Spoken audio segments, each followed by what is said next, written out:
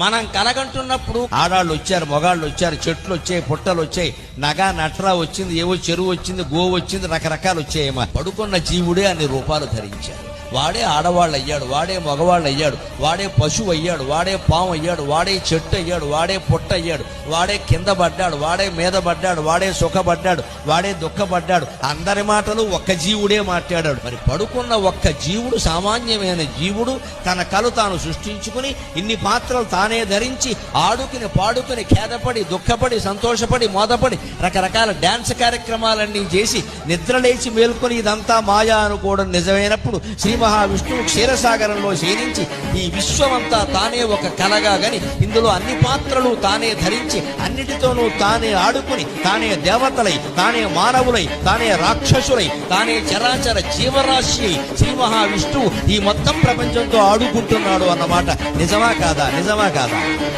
పక్కా నిజం, పక్కా నిజం, పక్కా నిజం.